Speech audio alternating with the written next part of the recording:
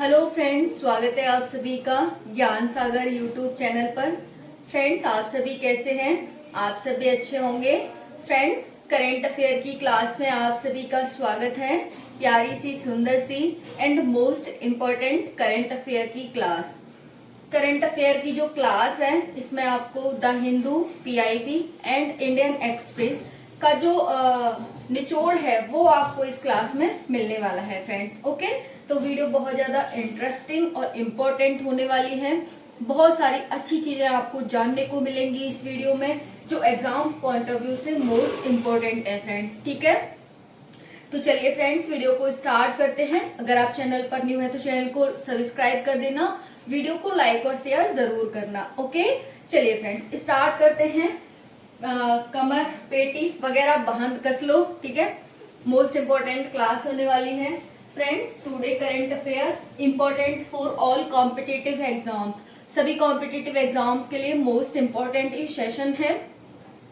18 अप्रैल 2023। चलिए friends, start करते हैं। टाइम पत्रिका 2023 की 100 सबसे प्रभावशाली व्यक्तियों की सूची में एस राजामौली के साथ अन्य भारतीय हैं, उनका नाम क्या है? क्या है फ्रेंड्स? पहले क्वेश्चन को, फर्स्ट क्वेश्चन है, इसे ध्यान से समझेंगे। टाइम पत्रिका 2023 की, यानी कि टाइम पत्रिका निकाली गई है 2023 में, उसकी 100 सबसे प्रभावशाली व्यक्तियों, यानी सबसे प्रभावशाली व्यक्तियों की एक पत्रिका निकाली गई है जिसे टाइम पत्रिका कहते हैं।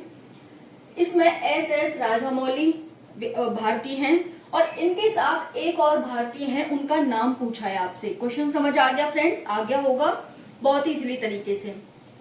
आपको 4 ऑप्शन देख रखे हैं, इसमें से एस राजामौली के साथ एक अन्य भारतीय जो इनके साथ 100 सबसे प्रभावशाली सूची में सम्मिलित हुए हैं, जो भारतीय हैं, उनका नाम आपको बताना है।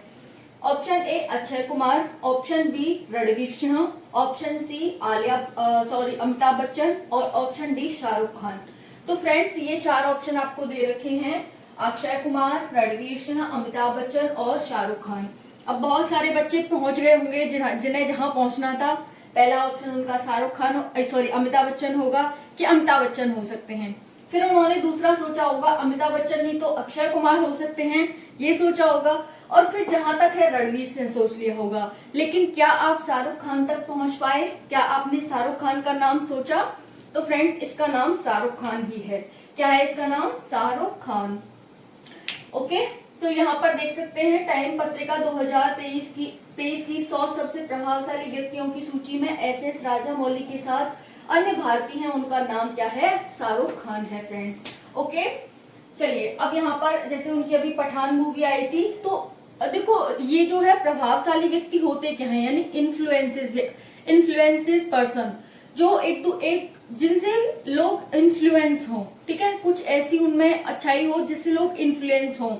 तो इन्फ्लुएंस करने वाले जो व्यक्ति हैं वो सबसे प्रभावशाली में 2 भारतीयों का नाम है। पहले राजामौली, यानी राजामौली के साथ साथ शाहरुख खान, ये 2 भारतीय हैं और सिर्फ ये 2 ही भारतीय हैं और किसी का नाम नहीं आया है। ओके, आपको सारी जानकारी देंगे राजामौली के बारे में, सारी जानकारी आपको शाहरुख खान के बारे में और सारी जानकारी आपको टाइम पत्रिका के बारे में, क्योंकि ये तीन जो हमारे एक तरह से टॉपिक है यहाँ पर। टाइम पत्रिका में 2 भारतीयों का नाम, यही हमारे लिए इंपॉर्टेंट है, तो इसके बारे में आपको जानकारी देंगे फ्रेंड्स। ठीक है, तो देखो केवल 2 ही भारतीय आए हैं 100 सबसे प्रभावशाली सूची में। चलिए अब बात कर लेते हैं। देखो यहाँ पर देखेंगे एस राजामौली ने क्या किया था। ट्रिपल आर और बाहुबली, ये निर्देशक हैं, यानी फिल्म निर्माता हैं, फिल्म निर्देशक हैं, जिन्होंने कि हाल ही में ट्रिपल आर और बाहुबली का निर्देशन किया। डायरेक्टर है, ये डायरेक्ट की इन्होंने इन दोनों मूवियों को। ठीक है, और ये तमिल के एक फिल्म निर्माता हैं, यानी तेलुगु फिल्मों को ये डायरेक्ट करते हैं, लिखते हैं। ओके फ्रेंड्स, तो केवल 2 भारतीय हैं, आलिया भट्ट, और ये सबसे मतलब बहुत ज्यादा अच्छी मूवी मानी गई है, अभी जो इसे एक अवार्ड भी मिल चुका है ट्रिपल आर को। ओके, तो यहाँ पर देखेंगे आलिया भट्ट ने राजामौली प्रोफाइल, वहीं पर दीपिका पादुकोण ने शाहरुख खान की प्रोफाइल लिखी है। तो आपसे एग्जाम में अगर ऐसे पूछा जाए कि राजामौली की प्रोफाइल को किसने लिखा है, आप बता देंगे आलिया भट्ट ने, और शाहरुख खान की प्रोफाइल को किसने लिखा है, आप बता देंगे दीपिका पादुकोण ने। ओके, फिर हम यहाँ पर राजामौली के बारे में जानकारी इकट्ठा करते हैं। तो जानकारी लेंगे कोडूरी श्रीशैला श्री राजामौली, जो SS राजामौली कहते हैं ना हम, इनका पूरा नाम है कोडूरी श्रीशैला श्री राजामौली।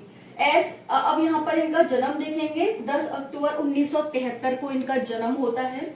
ये एक फिल्म निर्देशक और पटकथा लेखक हैं, एक फिल्म निर्माता हैं और पटकथा लेखक हैं। तेलुगु सिनेमा के लिए कार्य करते हैं। 2016 में कला क्षेत्र में इन्हें पद्मश्री से सम्मान मिला था।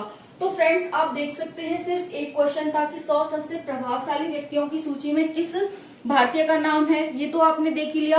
अब सिर्फ ये ना पूछ करके आपसे क्वेश्चन और भी पूछ सकता है कि जो है ये किस फिल्म को डायरेक्ट करते हैं, उत्तर भारत की या तेलुगु, कन्नड़, मलयालम। तो आप बता देंगे तेलुगु मूवी को ये डायरेक्ट करते हैं, तेलुगु मूवी बनाते हैं। जन्म कहाँ हुआ था, क्योंकि करंट में है तो जन्म से हो सकता है, जन्म से क्वेश्चन पूछ ले एग्जामिनर को। ये तो पता है कि ये रट के आ गए होंगे 100 सबसे प्रभावशाली सूची में 2 भारतीय कौन है, लेकिन जन्म से पूछ सकता है। अब आप ये नहीं कह सकते कि ये ऐसे कैसे पूछ लिया, करंट में है भाई, पूछ सकता है। तो करंट पढ़ने का मतलब यही होता है कि आसपास की चीजें आप उसमें जरूर पढ़ें फ्रेंड्स। ओके, तो यहाँ पर देख लेंगे तेलुगु सिनेमा के डायरेक्ट करते हैं 2016 में। अब इन्हें ये भी पूछ सकता है कि इन्हें पद्मश्री से कब सम्मानित किया गया, क्या इन्हें पद्मश्री से सम्मानित किया जा चुका है, कब किया गया, 2016 में किया गया, या फिर किस पुरस्कार से इन्हें सम्मानित किया गया है, पद्मश्री, पद्म भूषण, पद्म विभूषण या फिर भारत रत्न। ऐसे पूछ सकता है आपसे 4 ऑप्शन देके। तो फ्रेंड्स आप ध्यान रखेंगे 2016 में पद्मश्री से सम्मानित किया गया था। ओके, अब हम शाहरुख खान के बारे में जानकारी ले लेते हैं। किस क्षेत्र में किया गया था, तो कला के क्षेत्र में इन्हें सम्मानित किया गया था SS राजामौली को। ओके फ्रेंड्स, चलिए शाहरुख खान के बारे में ले लेते हैं कुछ जानकारी। जन्म कब हुआ था शाहरुख खान का जन्म, तो 2 नवंबर 1965 को, 2 नवंबर 1965 को इनका जन्म हुआ था। किसका, शाहरुख खान का। भारतीय अभिनेता हैं, हिंदी फिल्म निर्माता हैं। ये एक भारतीय अभिनेता हैं और हिंदी फिल्म निर्माता हैं। ओके फ्रेंड्स, पद्मश्री से इन्हें 2005 में सम्मानित किया गया था। कब किया गया था, पद्मश्री से 2005 में सम्मानित किया गया था। चलिए टाइम पत्रिका देखते हैं। टाइम पत्रिका क्या है, तो अमेरिकी समाचार पत्रिका है। टाइम पत्रिका एक अमेरिकी समाचार पत्रिका है जिसका हेडक्वार्टर न्यूयॉर्क में है। ये भी ध्यान रख लेंगे, हो सकता है आपसे टाइम पत्रिका से क्वेश्चन पूछ लिया जाए। तो ये अमेरिकी समाचार पत्रिका है और इसका हेडक्वार्टर न्यूयॉर्क में है। पहली बार इसने जो अपनी पत्रिका प्रकाशित की थी 3 मार्च 1923 को की थी, न्यूयॉर्क में की थी प्रकाशित। ओके, हेड कौन है इसके, मार्क बेनियोफ हैं। हाँ, हेड कौन है यानी मुखिया कौन है इसके वर्तमान में, तो मार्क बेनियोफ हैं, जो कि सेल्सफोर्स के संस्थापक भी हैं। सेल्सफोर्स के संस्थापक भी हैं, वही इसके मुखिया हैं जिनका नाम मार्क बेनियोफ है। ओके फ्रेंड्स, चलिए अब हमारा पहला क्वेश्चन हो गया है। 100 सबसे प्रभावशाली व्यक्तियों की सूची में 2 भारतीय कौन है जिनका नाम क्या क्या है उनका नाम, तो पहला राजामौली और दूसरा यहाँ पर शाहरुख खान है। फ्रेंड्स ये एक साथ आए, आप ऐसे मत सोचना कि क्रम वाइज है, पहले भारतीय हो जाएंगे राजामौली, नहीं, दोनों एक साथ ही नंबर पर हैं। ठीक है, तो हमने देख लिया यहाँ पर। अब हम सेकंड क्वेश्चन देखते हैं। भारत की पहली सेमी हाई स्पीड क्षेत्रीय रेल सेवा का क्या नाम है, भारत की पहली हाई स्पीड क्षेत्रीय रेल सेवा का क्या नाम है। ऑप्शन ए दे रखा है Rapid X, option B Rapid X, option C Rapido और ऑप्शन डी है रैपिडक्स। तो यहाँ पर आपको 4 ऑप्शन दे रखे हैं। पूछा क्या है, भारत की, क्या है ये भारत की, फ्रेंड्स पहली है इसलिए इंपॉर्टेंट है। भारत की पहली सेमी हाई स्पीड, यानी कि सेमी हाई से कम है इसकी स्पीड, तो इसीलिए इसे सेमी हाई स्पीड कहा गया है। तो सेमी हाई स्पीड क्षेत्रीय रेल सेवा, ये कोई राष्ट्रीय अंतरराष्ट्रीय नहीं है, बल्कि ये छोटे क्षेत्र पर चलने वाली एक सेवा है जिसे हमने क्या कहा है कि सेमी हाई स्पीड क्षेत्रीय रेल सेवा कहा है। ओके, इसका नाम क्या है ये पूछा है, तो इसका आंसर जो हो जाएगा फ्रेंड्स, इसका आंसर हो जाएगा रैपिड एक्स। क्या हो जाएगा, इसे हम ऐसे भी लिख सकते हैं रैपिड एक्स। अगर आपको ऐसे आ जाता है तो आप इस पे लगाएंगे, वहीं पर देखो रैपिड एक्स को लोग ऐसे भी, मतलब एग्जामिनर ऐसे भी लिख सकता है, EX लगा सकता है, तो वो गलत हो जाएगा। ठीक है, रैपिड एक्स हो जाएगा, फिर ये वाला हो जाएगा।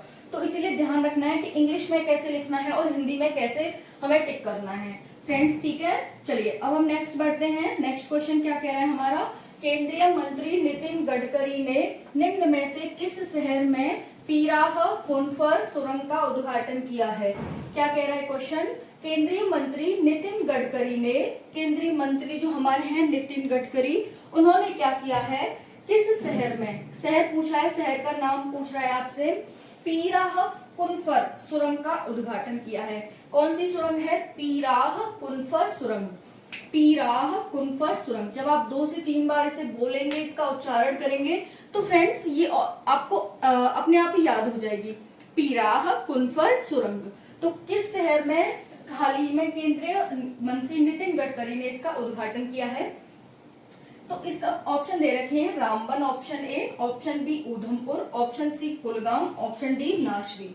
ऑप्शन पहला है रामबन, ऑप्शन दूसरा है उधमपुर, ऑप्शन सी कुलगाम और ऑप्शन डी नाशरी। तो इसका जो आंसर हो जाएगा वो हो जाएगा रामबन। ओके फ्रेंड्स, क्या हो जाएगा? रामबन में हाल ही में केंद्रीय मंत्री नितिन गडकरी ने इसका उद्घाटन किया है। चलिए फ्रेंड्स, अब हम नेक्स्ट देख लेते हैं। भारत ने व्यापार को बढ़ावा देने के लिए किस पड़ोसी देश के साथ सीमा पर डिजिटल भुगतान समझौते पर हस्ताक्षर किए हैं? फ्रेंड्स, सबसे पहले आप क्वेश्चन को ध्यान से पढ़ेंगे।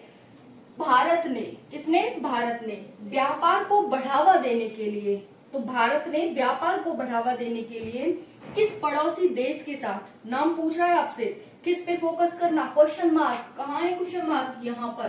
किस पड़ोसी देश के साथ सीमा पार, यानी कि सीमा के पार डिजिटल भुगतान, यानी जिसे हम ई पेमेंट कहते हैं, ठीक है, डिजिटल भुगतान समझौते पर हस्ताक्षर किए हैं। तो आपको 4 ऑप्शन दिए जाते हैं। ऑप्शन ए चीन, option B Nepal, option C Bangladesh, option C Bhutan.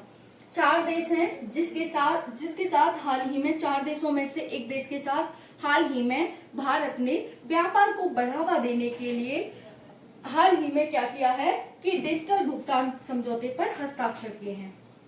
इसका आंसर हो जाएगा ऑप्शन बी नेपाल। क्या हो जाएगा? ऑप्शन बी नेपाल हो जाएगा। तो नेपाल के साथ किया है।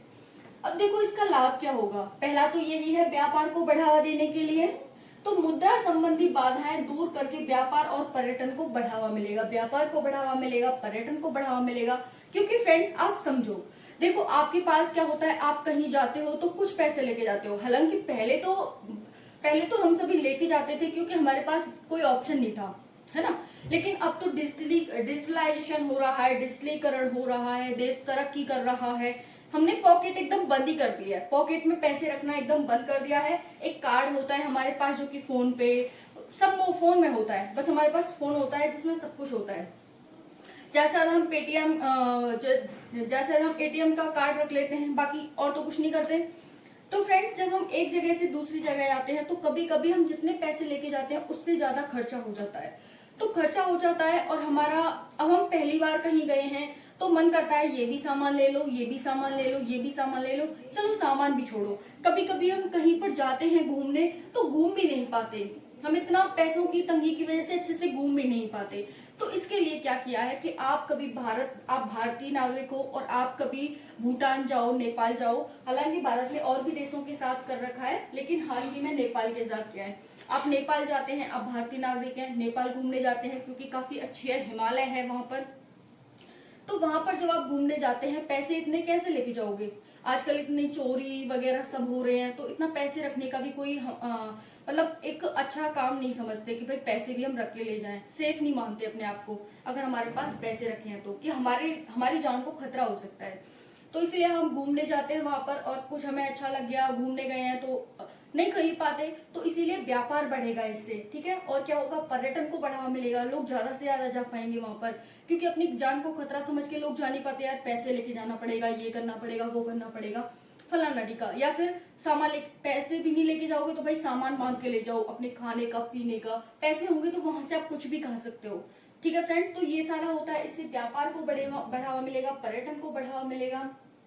जैसे कि भारत पे हो गया, फोन पे हो गया, गूगल पे, पेटीएम जैसे भारतीय ई वॉलेट का उपयोग करके डिजिटल भुगतान की अनुमति दे दी गई है कि भाई आप यहाँ से बस ये सब ले जाओ और ये सब आपके पास है तो आप वहीं से भुगतान कर सकते हो, ठीक है, डिजिटलाइजेशन को बढ़ावा मिलेगा, डिजिटलीकरण होगा, जैसे कहते हैं ना भारत में डिजिटलीकरण हो रहा है, भारत एक डिजिटल इंडिया हो रहा है, डिजिटल इंडिया।